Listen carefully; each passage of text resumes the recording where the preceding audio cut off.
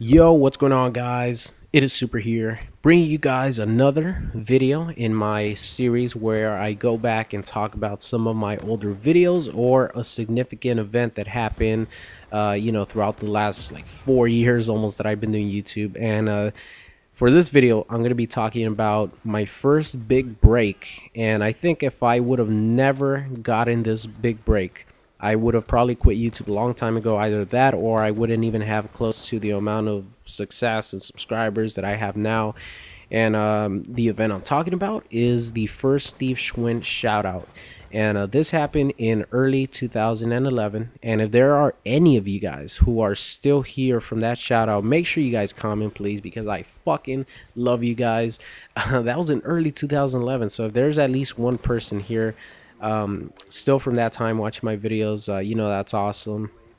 And one thing that I'll never forget, no matter, even if I don't grow my channel anymore, even if I reach 100,000 subs, 500,000 subs, whatever, I'm never ever gonna forget the shout outs that I got, when I was a really small channel. It's really important, in my opinion, to just remember the people that helped you. And I'll always thank Steve Schwinn. I'll always thank Snipinator for helping my channel so much. But I'll talk about Snipinator in probably the next video, because I'm gonna talk about a specific event. But this time it's Steve Schwinn. All right, so back in, like I said, mid 2011, Steve Schwinn was one of the best Black Ops 1 snipers. I mean, even after, Modern Warfare 3 came out and he was still uploading Black Ops 1 content, this guy was a monster. If you guys don't know who he is, I'm actually going to link the commentary in which he mentioned me, in which he gave me a shout out, in the description, so go check it out if you guys want to. But he was insane, man. He could get 60, 70, 80 kill gameplays without using lethal kill streaks easily, in ground war. So one day I was on Respawn because I was subscribed to them. I was a fan of their stuff, when they actually uploaded good content on there. And he was one of their directors, and he of course caught my eye because he was a really good Black Ops 1 sniper, and at the time there weren't too many people who were good at Black Ops 1, especially sniping. So I subscribed to his channel. I liked one of his videos that got uploaded to Respawn, and then the very next day I got into a game with him, and I played really well against him. I dominated his team. I was using a sniper, of course. I played really well. So the next game, from what he said in his commentary, he made it his goal to shut me down, specifically just to go after me, to prevent me from getting a lot of kills, and just to basically get me pissed off. And that's specifically what happened.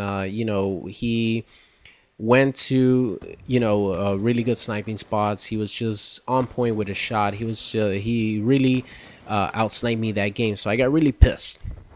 And what he said in his commentary is that there weren't a lot of good snipers at the time, so he was really shocked when I played so well against him that like I said, he made it specifically his goal to shut me down.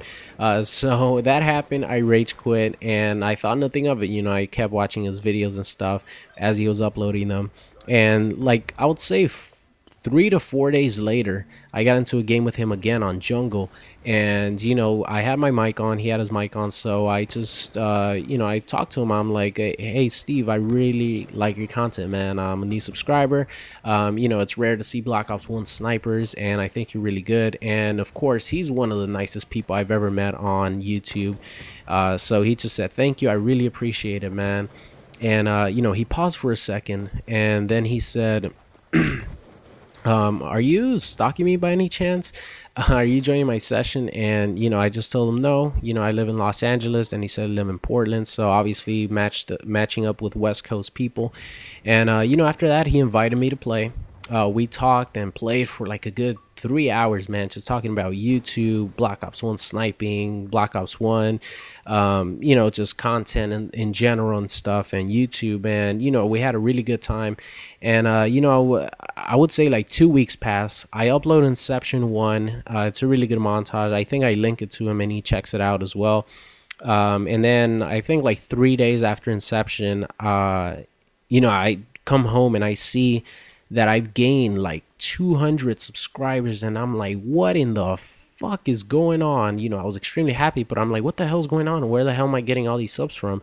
Keep in mind, at the time, I only had 100 subs, so gaining 200 subs in a day was fucking insane. And you know, the comments were like, Steve Schwinn sent me, Steve Schwinn sent me. So I went to check out his new video, and you know, that's when he gave me a shout out, without me ever telling him my channel, without me ever telling him, hey man, can you give me a shout out? Nothing like that. And keep in mind, at the time, he had like 25k subs. So you know, compared to 25k subs at the time, which was 2011, you know, would be like maybe 200,000 subs right now. That was a huge deal back then. And you know, getting a shout out from his channel and stuff was just incredible. And I'll always be in his debt, you know, whenever if I ever fucking reach any sort of success on YouTube and he comes back and he asks me for a shout out, I'll do it in a fucking heartbeat. Because if it wasn't for his shout out, I wouldn't be here right now with almost 50k subs. And so yeah, that's the story of my first big break on YouTube. You know, I hope you guys enjoyed it. For you guys who are new, for those of you guys who have heard it already, I hope you enjoyed it anyways. I always love telling the story because, like I said, I'll always remember the people who helped me get to where I am now. So I hope you enjoyed the video, and I will see you guys later.